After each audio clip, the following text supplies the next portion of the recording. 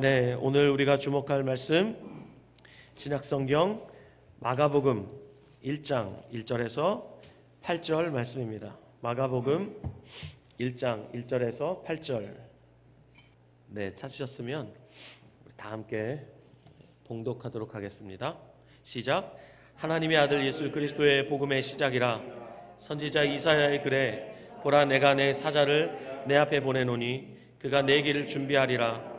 광야에 외치는 자의 소리가 있어 이르되 너희는 주의 길을 준비하라. 그의 오실 길을 곧게 하라. 기록된 것과 같이 세례 요한이 광야에 이르러 죄사함을 받게 하는 회개의 세례를 전파하니 온 유대 지방과 예루살렘 사람이 다 나아가 자기 죄를 자복하고 요단강에서 그에게 세례를 받더라. 요한은 낙타 털 옷을 입고 허리에 가죽띠를 띠고 메뚜기와 석청을 먹더라. 그가 전파하여 이르되 나보다 능력 많으시니가 내 뒤에 오시나니 나는 굽혀 그의 신발끈을 풀기도 감당하지 못하겠노라. 나는 너희에게 물로 세례를 베풀었거니와 그는 너희에게 성령으로 세례를 베푸시리라. 아멘. 오늘 마가복음 두 번째, 다시 오실 주의 길을 예비하라, 이와 같은 제목으로 하나님의 은혜의 말씀 증거하도록 하겠습니다. 지난 2019년 2월 27일 3.1운동 100주년을 불과 이틀 앞두고 개봉된 영화가 있습니다. 아마 여러분들 중에 보신 분도 있을 줄 압니다. 바로 항거라는 영화입니다. 유관순 이야기. 이 영화는 3.1 만세운동 후 3평도 안 되는 서대문 감옥 8호실에서 영혼 많은 그 누구보다 자유로웠던 유관순과 8호실 여성들의 이야기를 다루고 있습니다. 그해 3.1운동 100주년을 기념하는 3.1절 행사에서 우리나라 대통령은 3.1운동 사상자 수를 직접 언급했습니다. 7,500여 명의 조선인이 살해됐고 16,000여 명의 조선인이 부상을 당했고 46,000여 명이 체포 또는 구금되었습니다. 기독교인이었던 17세의 유관순도 3.1운동에 적극 참여했고 그 사건으로 인해 서대문 감옥 8호실에 수감되었습니다. 당시 3,000여 명이 수감되었던 서대문 감옥은 컨테이너 건물의 축사 같은 형태였고 화장실도 없는 아주 열악한 구조였습니다.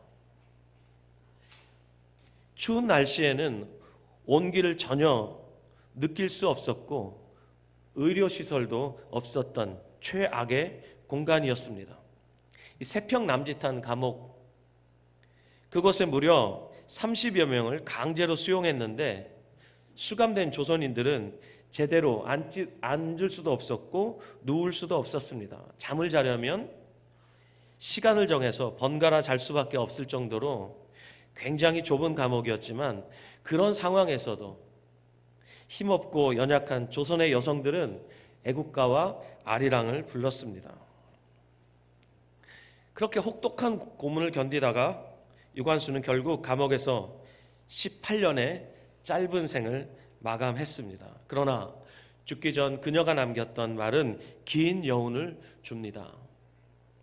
내 손톱이 빠져나가고 내 귀와 코가 잘리고 내 손과 다리가 부러져도 그 고통은 이길 수 있사오나 나라를 잃어버린 그 고통만은 견딜 수가 없습니다. 나라에 바칠 목숨이 하나밖에 없는 것만이 이 소녀의 유일한 슬픔입니다. 제가 그 영화를 보다가 너무너무 감동이 돼서 눈물이 왈칵 쏟아졌는데, 유관순이 감옥 바닥에 누워서 죽어가고 있을 때 한 조선인이 유관순에게 질문을 합니다. 그 조선인은 당장 바뀔 것 같지 않은 현실에 좌절하고 있었는데 이렇게 물어보죠. 왜 이렇게까지 하는 겁니까? 그때 유관순이 대답합니다. 그럼 누가 합니까? 왜라는 질문에 누가 하냐고 대답했습니다. 그리고 조선인임에도 불구하고 생존을 위해서 일본 헌병이 되어 자신을 고문했던 정춘영이라는 사람에게 유관순이 남긴 아주 유명한 말이 있습니다. 자유에 관한 말인데요. 이렇게 말했습니다. 자유? 하나뿐인 내 목숨을 내가 온전히 바라는 것에 마음껏 쓰다 죽는 것이다. 이게 유관순이 내린 자유의 정의예요. 하나뿐인 목숨을 내가 온전히 바라는 것에 마음껏 쓰다 죽는 것. 여러분, 유관순이 온전히 바랬던 것이 무엇이었겠습니까? 단 하나밖에 없었습니다. 그것은 조선의 독립이었습니다. 그녀가 온전히 바랐던 조선의 독립을 위해 유관순은 온전한 자유인으로서 자신의 짧은 생을 마음껏 쓰다가 죽었습니다. 세평 남짓한 감옥조차 그녀의 자유로운 영혼을 가둘 수는 없었습니다. 하지만 여러분 아십니까? 3.1 운동이 끝나고 조선이 독립하기까지는 그 후로부터 무려 25년이 더 걸렸다는 사실 말입니다. 그 25년이라는 기간 동안 절대 다수의 조선인들은 당장 바뀔 것 같지 않은 현실에 좌절하고 있었습니다. 그럼에도 불구하고 유관순을 비롯한 수많은 독립운동가들은 암울한 시대에 당장 바뀔 것 같지 않은 현실에 좌절하기보다 새로운 시대를 맞이하기 위해 주춧돌을 놓는 일에 한 번뿐인 소중한 인생을 바치고들 있었습니다. 예수님께서 탄생하시기 전 유대민족의 상황도 우리나라와 비슷했습니다. 이미 여러 제국들이 유대민족을 식민지 삼아 유린했습니다. 바벨론, 페르시아, 그리스, 시리아, 이집트, 이렇게 차례로 유대민족을 다스렸는데 예수님이 나실 무렵에는 로마 제국이 유대민족을 짓누르고 있었습니다. 자, 하나님의 백성이라는 말은 거의 유명무실해졌습니다.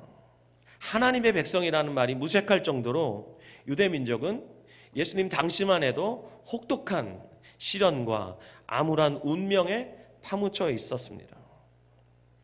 자, 우리나라의 경우처럼 유대민족도 정치적 독립을 위해서 제국과 맞서 싸웠습니다. 특별히 시리아 제국과 맞서 싸워서 그 결과 한때 독립국가를 우뚝 세웠습니다.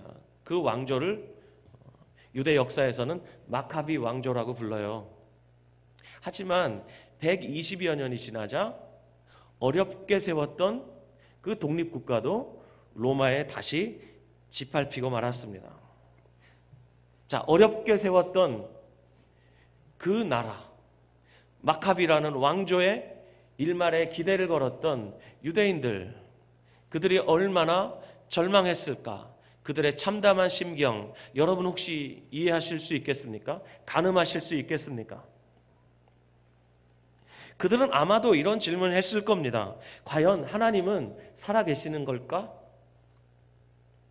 우리가 자랑하고 있는 이 구약성경, 여러분 유대인들은 이 구약성경을 끔찍하게 자랑스러워했습니다. 왜냐하면 이 구약성경 자체가 유대인들의 역사니까요.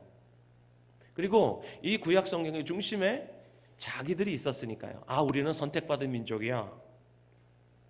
하지만 그 절망 속에서 성경 속의 하나님은 과연 여전히 그들의 하나님이었을까요?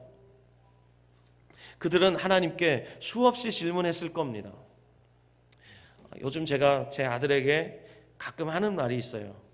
호영아, 인생 네 뜻대로 잘 안 되지? 네 인생인데 왜 네 맘대로 안 될까? 네 인생이 아니기 때문이야. 네 인생 네게 아니기 때문이야. 제가 이런 얘기를 우리 아들에게 가끔 해줘요. 여러분, 우리 인생, 놓치고 싶지 않은 나의 꿈, 나의 인생, 이게 우리 인생이라고 하잖아요. 근데 왜 우리 인생 우리 맘대로 안 되죠? 소유권이 우리에게 있지 않기 때문이에요. 신경 많이 쓰시죠? 근데 우리 인생 우리 뜻대로 안 돼요. 우리 게 아니기 때문이에요. 혹시 여러분 호모데우스라는 말을 들어보셨나요? 호모데우스. 요즘 아주 핫한 유대인 출신의 작가요, 또 대학 교수가 있는데 유발 하랄이라는 교수의 책 제목이기도 해요. 호모데우스. 번역하면 신이 된 인간이라는 뜻이에요. 자, 그러면 언제부터 인간이 신의 자리에 오르게 됐죠? 창세기 3장에 보면 아담과 하와가 선악과를 먹으려 할 때 이미 그들의 마음은 사단이 던져준 거짓에 점령당했습니다. 사단이 그렇게 말했죠. 너 이거 먹으면 하나님같이 돼. 그러니까 하나님이 못 먹게 하는 거야. 무슨 얘기예요? 이거 먹고 하나님 돼. 이렇게 말한 거예요. 그 말을 듣고 아담과 하와가 정말 하나님처럼 되고 싶어서 선악과 먹었습니다. 선악과를 먹을 때부터 인간은 스스로 하나님의 자리에 올라앉아 있었습니다. 그때로부터 지금까지 인간은 그 누구도 예외 없이 세상이 자기 중심으로 돌아가기를 원합니다. 왜 사람들이 자신의 인생 때문에 괴로워할까요? 자기 중심으로 자기가 원하는 대로 돌아가지 않기 때문이에요. 그러니까 화내고 상처받고 사람들에게 상처 주고 심지어 다른 사람도 죽이고 그것도 안 되면 자기 자신을 죽여버리죠. 이것이 사람들이 살아가는 인생의 실상입니다. 그런데 여러분, 인생을 이렇게 사는 것뿐만이 아니라 우리가 성경을 읽을 때도 이런 현상이 반복이 됩니다. 성경을 자기 본위로 읽어요. 자기 감정이나 자기 이해관계를 기준으로 생각하고 행동하면서 성경도 그렇게 읽어요. 자기 중심적으로 읽다 보니까 이렇게 성경을 읽으면 여러분 어떻게 되는 줄 아세요? 역사의 주관자이신 하나님은 어느새 사라져버리고 작아져 버려요. 그래서 성경을 읽다가 사람들이 실족해요. 하나님의 약속은 너무 거창한데 나에게 이게 실제가 아니니까 왜 하나님이 나한테는 성경에 기록된 대로 안 해주냔 말이에요. 그러니까 하나님은 나를 안 사랑하나 봐. 하나님 안 살아계신가 봐. 이러면서 실망하고 그때부터 성경 안 읽죠. 제가 3주 전부터 마가복음을 강해하기 시작했습니다. 제가 3주 전 첫 설교를 했습니다. 마가복음 1장 1절을 본문으로 복음의 시작이라는 제목의 설교를 했습니다. 하나님의 아들 예수 그리스도의 복음의 시작이라. 1장 1절이 그렇습니다. 자, 여러분, 예수님이 탄생하신 무렵 온 세상은 황제의 복음이 지배하고 있다. 그렇게 말씀드렸죠. 로마의 초대 황제 아우구스투스 옥타비아누스, 그가 역사 속에 등장한 이래로 그 후로 200년 동안 팍스 로마나 시대를 로마 제국 전체 사람들이 구가했습니다. 팍스 로마나, 로마에 의한 평화. 근데 그 로마에 의한 평화는 어떻게 시작됐고 어떻게 유지되고 있었죠? 그 로마 제국의 힘으로 건설되었고 로마 제국의 힘으로 유지되는, 로마 제국의 질서와 가치에 순응하는 자들만 누릴 수 있는 평화가 바로 팍스 로마나였어요. 그 시대에 허락된 복음은 황제의 복음밖에 없었어요. 자, 황제의 복음은 그래서 힘센 자, 강한 자, 상위 1%만 번영을 누릴 수 있는 그런 복음이었습니다. 나머지 99%는 1%의 종이 될 수밖에 없었던 전형적인 피라미드 구조, 그것이 황제의 복음이 통치하던 그 세상의 상징이었습니다. 자, 이렇게 힘있고 강하고 상위 1%만 번영을 누릴 수 있었던 그 황제의 복음이 지배하고 있던 그 시대에 반면에 가난하고 포로되고 눈멀고 눌린 자들은 그 복음을 결코 누릴 수 없었어요. 복음은 기쁜 소식이잖아요. 그리고 모든 사람에게 좋은 소식이어야 하는데 황제의 복음은 극소수만이 누릴 수 있는 그런 복음이었을 뿐입니다. 그때 드디어 때가 찼을 때 하나님께서 하나님의 아들을 역사 속으로 보내셨습니다. 그리고 하나님의 아들 예수 그리스도께서 공생애를 시작하시면서 처음으로 외쳤던 메시지가 있습니다. 그것이 우리가 이제 보게 될 마가복음 1장 15절 말씀입니다. 같은 본문 마가복음 1장 15절 같이 한번 읽어볼까요? 시작. 때가 찼고 하나님의 나라가 가까이 왔으니 회개하고 복음을 믿으라. 아멘. 다시 한번요. 때가 찼고 하나님의 나라가 가까이 왔으니 회개하고 복음을 믿으라.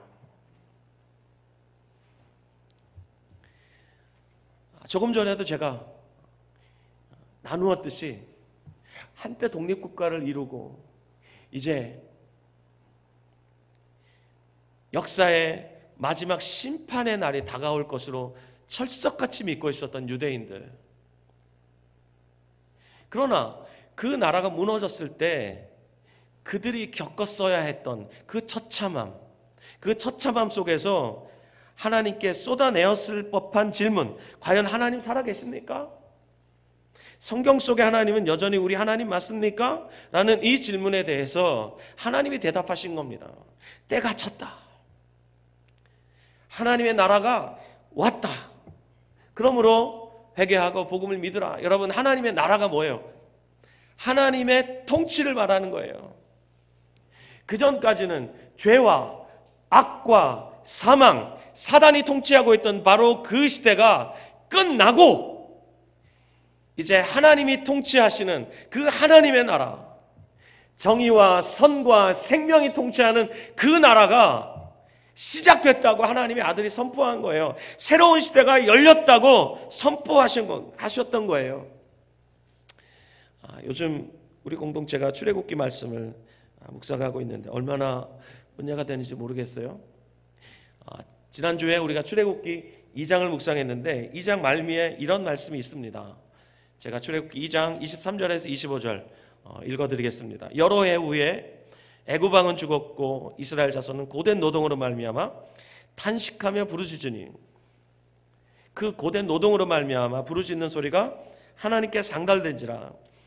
하나님이 그들의 고통 소리를 들으시고 하나님이 아브라함과 이삭과 야곱에게 세운 그의 언약을 기억하사 하나님이 이스라엘 자손을 돌보셨고 하나님이 그들을 기억하셨더라. 자, 여기 보면 기억하셨다는 말이 두 번 나옵니다. 첫 번째, 아브라함과 이삭과 야곱과 맺으셨던 그 언약을 기억하셨다. 두 번째는 하나님이 친히 선택하신 그 백성을 기억하셨다. 이렇게 말씀하고 있습니다. 그런데 여러분,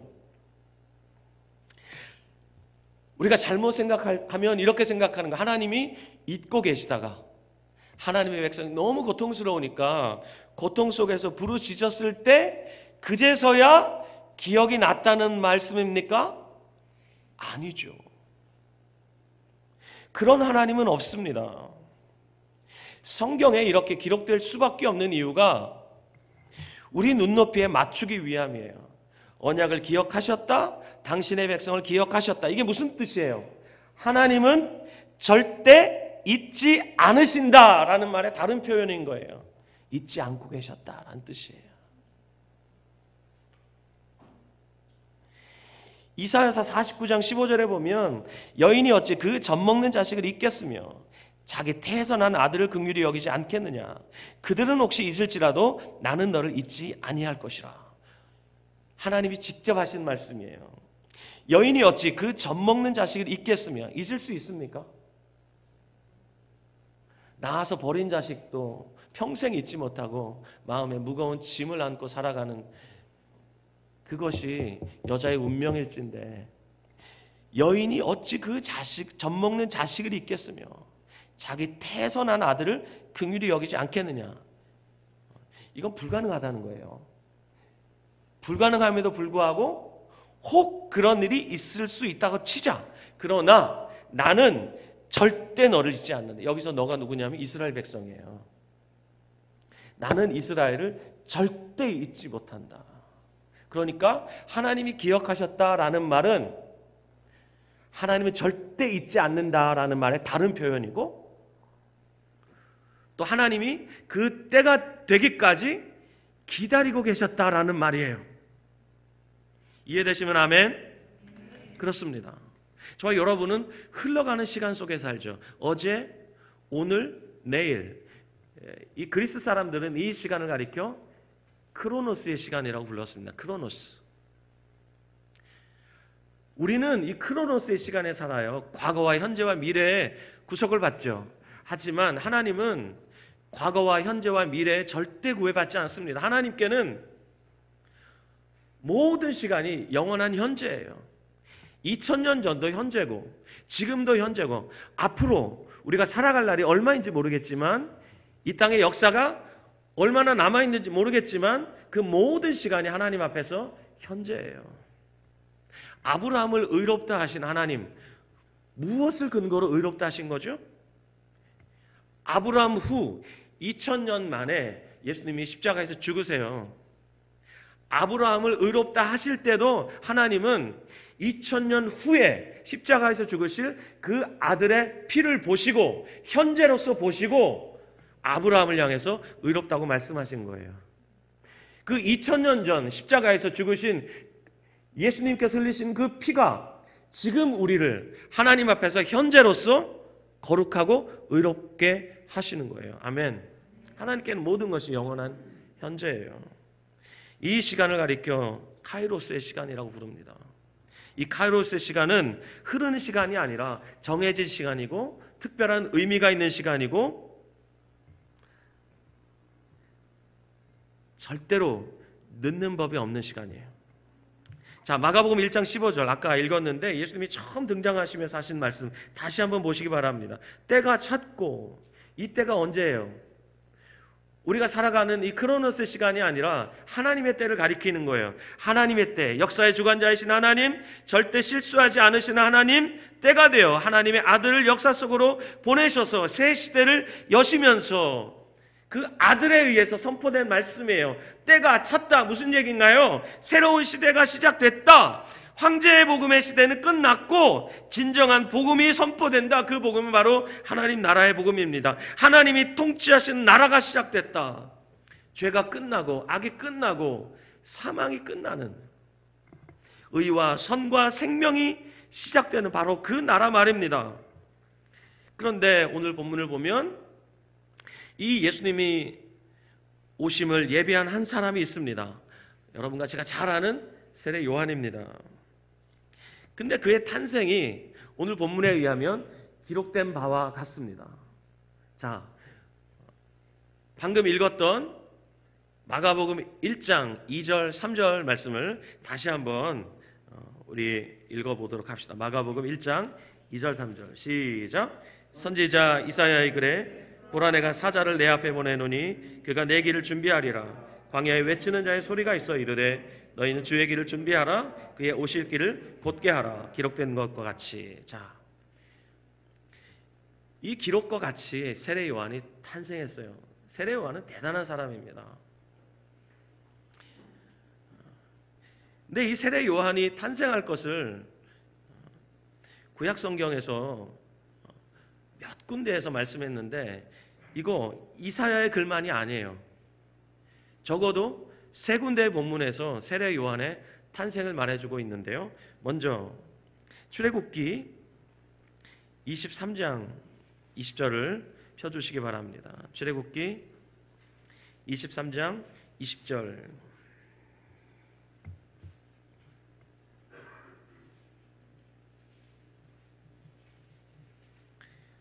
출애굽기 23장 20절 시작. 내가 사자를 내 앞서 보내어 길에서 너를 보호하여 너를 내가 예비한 곳에 이르게 하려니. 자, 이 말씀은 모세 시대에 하나님이 하신 말씀이에요.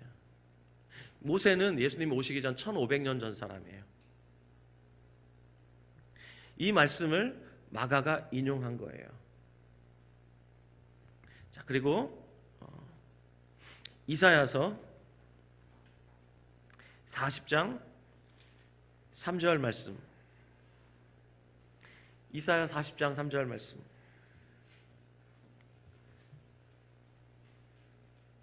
자, 봉독합시다. 시작. 외치는 자의 소리여 이르되 너희는 광야에서 여호와의 길을 예비하라. 사막에서 우리 하나님의 대로를 평탄하게 하라. 이사야는 예수님 오시기 700년 전 사람이에요. 그리고 구약 성경 제일 마지막 말라기 3장 1절 말씀. 구약 성경 제일 마지막 말라기 3장 1절.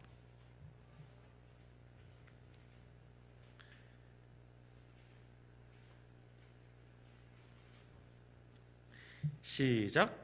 만군의 여호와가 이르노라 내가 내 사자를 보내리니 그가 내 앞에서 길을 준비할 것이요 또 너희가 구하는 바 주가 갑자기 그의 성전에 임하시리니 곧 너희가 사모하는 바 언약의 사자가 임하실 것이라. 예.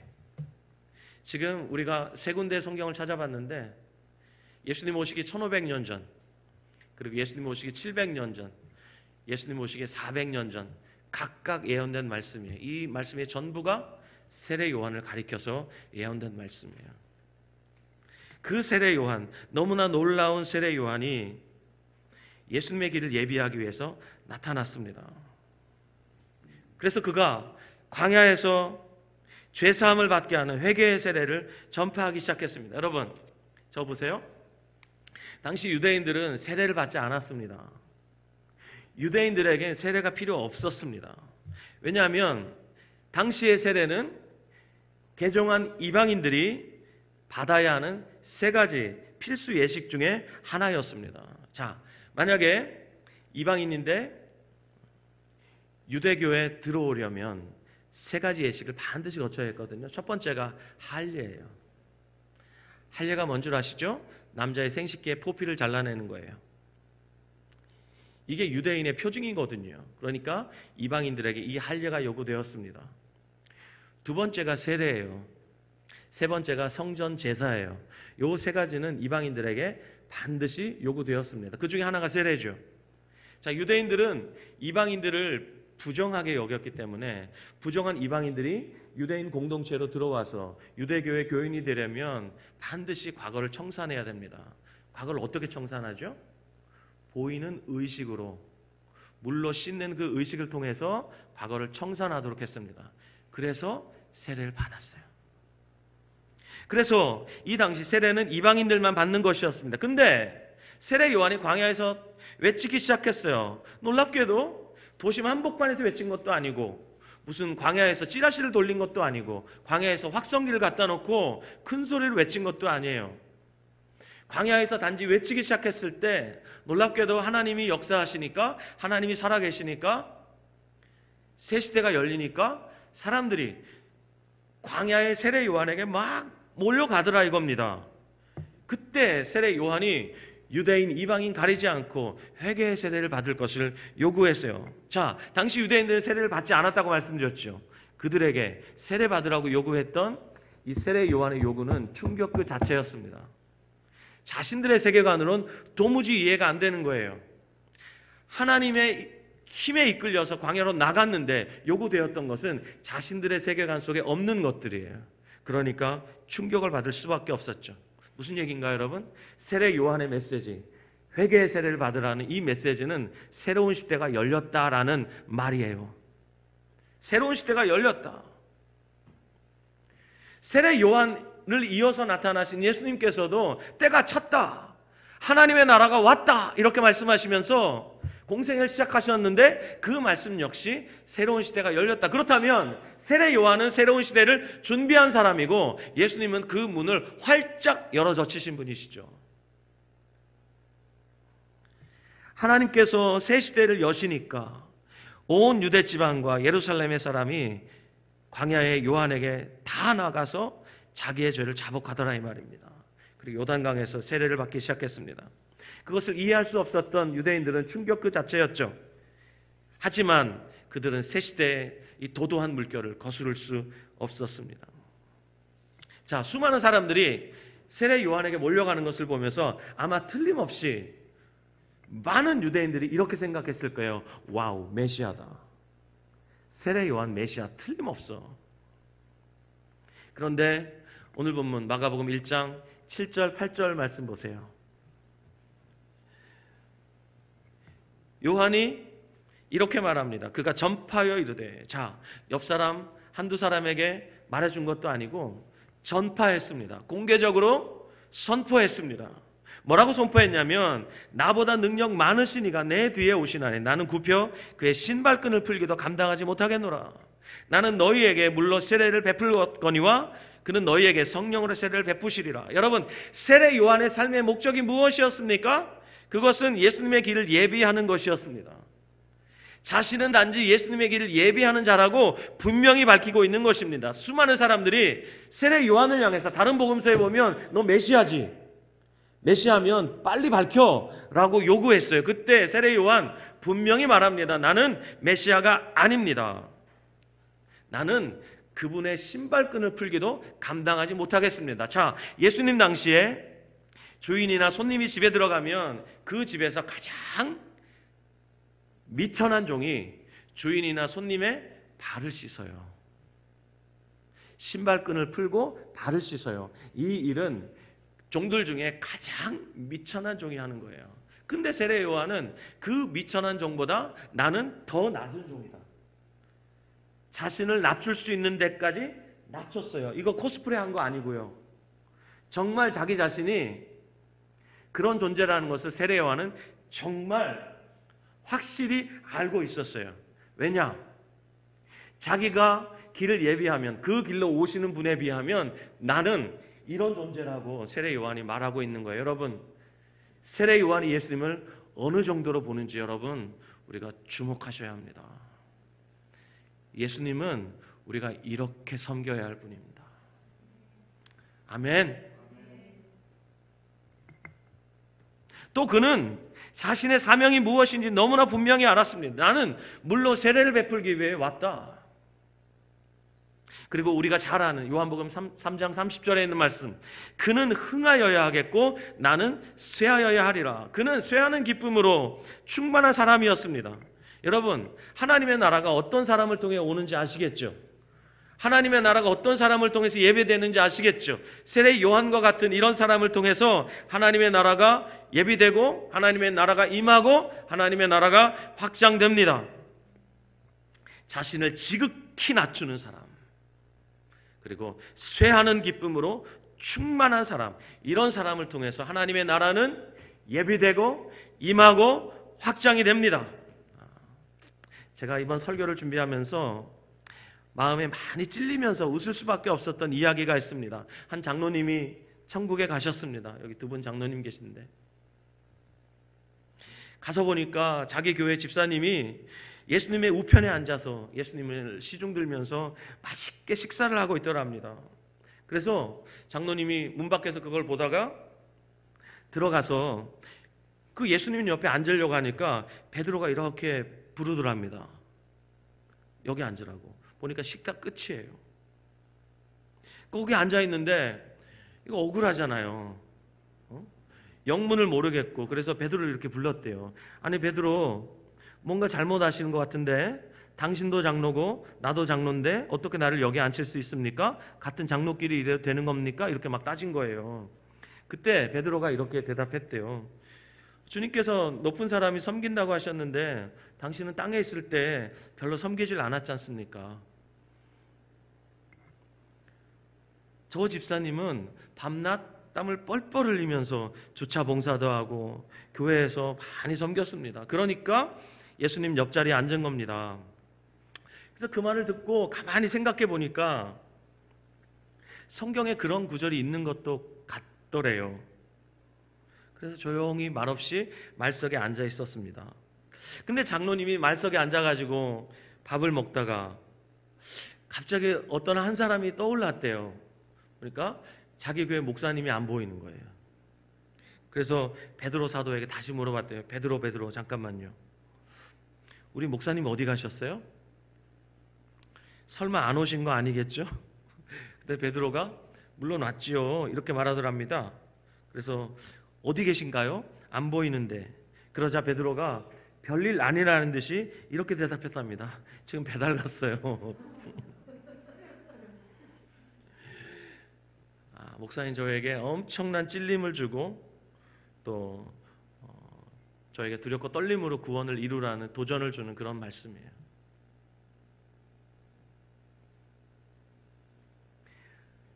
어제 묵상한 말씀 출애굽기 3장을 보면 하나님께서 모세를 찾아가 부르시는 장면이 나오는데 여러분 아시죠? 호렙산, 시내산, 거기에 광야에서 장인의 양떼를 먹이고 있었는데 갑자기 떨기나무에 불이 붙었는데 떨기나무가 타질 않는 거예요. 너무 신기하죠. 그래서 그 큰 광경을 보기 위해서 모세가 떨기나무에 붙은 불 가까이로 갑니다. 그때 그 불꽃 가운데서 하나님의 사자가 나타나죠. 그분이 바로 여호와 하나님이셨죠. 하나님께서 모세를 부르십니다. 모세야 모세야 가까이 오라. 그리고 이것은 거룩한 땅이니 네 발에서 신을 벗으라. 그래서 모세가 신을 벗습니다. 신을 벗은 채로 하나님의 계획에 대해서 듣습니다. 내가 너를 통해서 내 백성 이스라엘을 애굽에서 건져낼 거야. 그때 여러분 모세가 출애굽기 3장 11절에 어떤 반응을 보였는지 아십니까? 3장 11절 그대로 읽어드리겠습니다. 내가 누구이기에 바로에게 가며 이스라엘 자손을 애굽에서 인도하여 내리까? 내가 누구이기에? 내가 누구이기에? 무슨 뜻입니까? 저는 이 말이 이런 의미라고 생각합니다. 하나님, 저는 이미 끝났습니다. 저는 아무것도 아닌 사람입니다. 영어로 말하면 I'm nothing. 전 nothing입니다. 전 아무것도 아닌 사람입니다. 다른 사람 알아보십시오. 그때 주님께서 모세에게 뭐라고 말씀하셨냐면 출애굽기 3장 12절에 바로 그 다음 절에 이렇게 말씀하십니다. 내가 너와 함께 있으리라. 내가 너를 다시 강하게 해줄게. 내가 다시 너를 애굽의 왕자로 복직시켜줄게. 이런 얘기가 아니라 내가 너와 함께 있어줄게. 무슨 뜻입니까 여러분? 그래 나 다 알아. 너 nothing이야 지금. 너 정말 무능력해. 말하는 것도 너 진짜 오늘해. 내가 다 알아. 하지만 그런 너를 통해서 내가 할 거야 라고 주님 말씀하신 거예요. 이 말씀에 물론 모세는 이후로도 계속해서 저항합니다. 거절합니다. 하지만 여러분 저는 내가 누구이기에라고 말한 이 모세의 말이 이렇게 들렸습니다. 저는 아무것도 아닙니다. 그래서 저는 주님이 그래서 더 절대적으로 필요합니다. 주님 없으면 저는 정말 아무것도 아닙니다. 제겐 주님이 전부입니다. 이렇게 들렸습니다. 여러분 이런 고백 누가 할 수 있죠? nothing의 자리에 내려가 본 사람만이 할 수 있는 거예요. 아무것도 아닌 자리, 그 자리로 내려가 본 사람만이 할 수 있는 거예요. 처절한 실패의 자리에 절망해 본 사람만이 할 수 있는 고백이에요. 이런 고백을 할 수 있는 이 시대의 유일한 존재들 누군가요? 교회죠. 저는 이 고백을 제가 태어난 지 39년 만에 했습니다. 그 전까지 나는 할 수 있다, 하면 된다, 해보자, 해야만 한다 이러면서 나의 능력치를 최대한 끌어올리고 하다가 안 되면 주님이 채워주시는 그런 믿음으로 살았습니다. 하지만 나의 최선이 얼마나 강해야 하나님의 일을 이룰 수 있을까요? 나의 지혜가 얼마나 뛰어나야 하나님의 일을 이룰 수 있을까요? 나의 최선과 나의 능력과 나의 지혜는 기껏해야 인간 수준의 최고밖에 안 되는 거예요. 그 뿌리가 인간의 영역에서 내려서 자란 능력이고 지혜라면 그걸로 할 수 있는 것은 인간 수준의 것밖에 안 되는 거예요. 하지만 믿음은 그런 것이 아닙니다, 여러분. 믿음은 최선의 반대편에 있어요. 믿음은 우리로부터 시작되는 것이 아니라 하나님의 나라에 뿌리를 내리고, 아멘, 하나님의 능력과 하나님의 지혜로 누구를 통해서요? 나는 아무것도 아닙니다. 나는 무능합니다. 나는 할 수 없습니다. 나는 이미 끝났습니다. 이런 사람을 통해서 하나님이 위대한 일을 이루신다 이 말입니다. 이런 고백을 할 수 있는 교회, 이 교회를 통해서 하나님은 오늘도 임하시고 당신의 나라를 확장하시고 결국은 완성하시고 다시 오실 겁니다. 우리 이런 교회 되었으면 좋겠어요. 이런 교회 되었으면 좋겠어요. 지난주에 한 집사님이 저한테 조용히 물어보시더라고요. 목사님은 요즘 무슨 생각을 가장 많이 하세요? 제가 무슨 생각을 제일 많이 할 것 같아요, 여러분? 우리 결이 생각이요? 제가 한 1초 있다가 바로 대답했습니다. 교회요. 자나깨나 교회 생각합니다. 교회 걱정합니다. 교회 위에 무엇을 할 수 있을까? 목사님 요즘 무슨 생각을 가장 많이 하세요? 그런데 그 질문이 저에게는 이렇게 들렸습니다. 설교를 준비하면서 이렇게 제게 다시 질문이 들렸습니다. 목사님의 가슴을 뛰게 하는 생각은 뭐예요? 목사님의 생각을 사로잡고 있는 것, 목사님의 가슴을 뛰게 하는 것, 그건 뭐예요? 이렇게 제게 들렸어요. 당연히 교회예요. 그래도 그럴 것이 주님께서 성경에 약속하신 이 모든 약속 중에서 성취되지 않고 유일하게 남아있는 약속이 있습니다. 그건 바로 교회를 향한 약속입니다. 이 교회가 완성되어야 합니다. 교회가 완성될 때 예수님이 다시 오실 수 있어요. 예수님이 다시 오시면 완성된 교회가 각 나라와 족속과 백성과 방언 가운데서 아무라도 능히 셀 수 없는 허다한 무리가 되어서 하나님의 보좌 앞으로 나옵니다. 흰 옷을 입고 손에 종려나무 가지를 들고 승리를 상징하는 이 종려나무 가지를 들고 하나님 앞에서 외칠 겁니다. 구원하심이 보좌에 앉으신 우리 하나님과 어린 양께 있도다. 이러면서 막 외칠 거예요. 그 무리 가운데 저와 여러분도 있을 거예요. 아멘. 네, 이것이 마지막 남은 하나님의 놀라운 계획이에요. 꿈이에요. 하나님의 마음을 감동시키고 하나님의 마음을 흥분시키는 이야기가 바로 이 이야기예요. 이제 남은 역사는 교회의 완성밖에 없어요.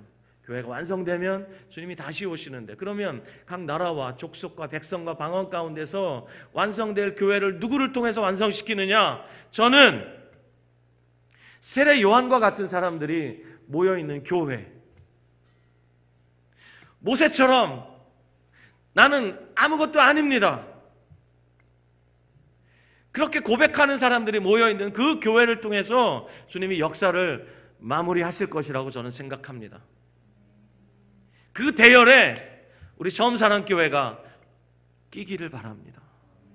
이것이 오늘 우리가 이 예배를 드리며 마가복음 1장 1절에서 8절 말씀을 받은 우리가 해야 할 기도라고 저는 믿습니다.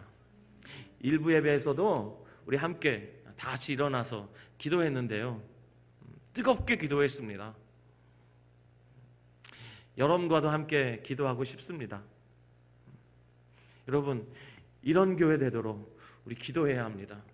주님, 우리를 준비시켜 주십시오. 저는 몇 년 전부터 계속 기도해 오는 것이 있습니다. 그건 주님 제 마음에 주시는 부담이에요. 우리를 준비시켜 달라는 기도입니다. 하나님, 준비시켜 주십시오. 주님이 무엇을 위해서 우리를 준비시키시는지는 모르겠지만 계속 기도하고 있습니다. 여러분, 함께 이 시간 기도합시다. 세례 요한과 같은 자들이 가득한 교회, 그래서 쇠하는 기쁨도 기꺼이 감당할 수 있는 교회, 낮아지는 것, 그거 정말 기쁨으로 감당할 수 있는 교회, 나는 아무것도 아닙니다라고 담대히 고백할 수 있는 자들의 교회, 그런 처음사랑 교회가 되었으면 정말 바랄 게 없겠습니다. 여러분, 이 시간 자리에서 일어나셔서 우리 아까 불렀던 찬양, 내 안에 오직 예수,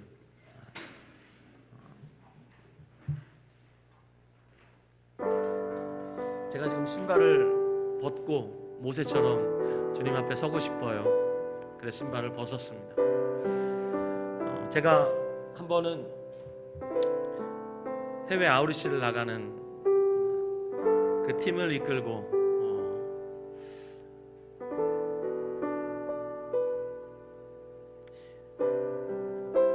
오늘 공항으로 가야 되는데 여전히 약 500만 원 돈이 부족한 상태였어요. 그렇지만 비행기는 티켓팅을 끝냈기 때문에 공항으로 가야 하는 그런 상황에서 공항으로 갔어요.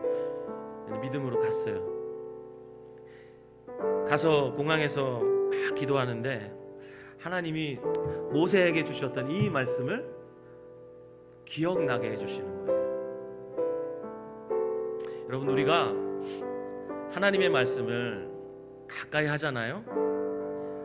우리 안테나를 하나님의 말씀에 계속 맞추고 있잖아요. 그럼 무슨 일을 당해도 염려할 게 없어요. 주님이 말씀하세요.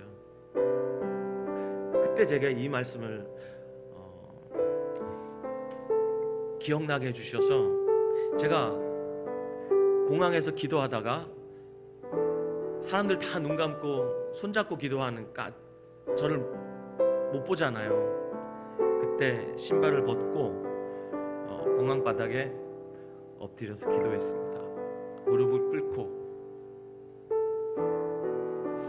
주님이 분명히 가라고 말씀하셨기 때문에 순종하여 나아가는데 재정이 많이 부족했어요. 근데 놀랍게도 하나님이 일하셨어요. 아멘. 하나님이 그렇게 일하셨어요. 때로는 그렇게 마음 졸이게 주님 더 의지할 수밖에 없도록 그렇게 하셨어요. 여러분, 이 시간 기도합시다. 하나님, 우리 교회가 이런 교회 되었으면 좋겠어요. 주님, 우리가 살아도 주를 위해 살고 죽어도 주를 위해 죽는 그런 교회 되었으면 좋겠어요. 세례 요한과 같은 자들이 가득한 교회, 모세와 같은 자들이 가득한 교회, 그런 교회가 처음 사는 교회였으면 좋겠어요. 그리고 우리 교회를 몰랐던 사람들이 우리 교회 예배 자리에 와서, 또 우리들의 교제 자리에 와서 정말 충격을 받는 그런 교회였으면 좋겠어요. 세상에 이런 사람들도 있구나. 여러분, 그런 소망을 가지고 이 시간 우리의 마음에 흥분되는 그 기대를 가지고 함께 기도합시다. 먼저 이 찬양 주님 앞에 올려드리겠습니다.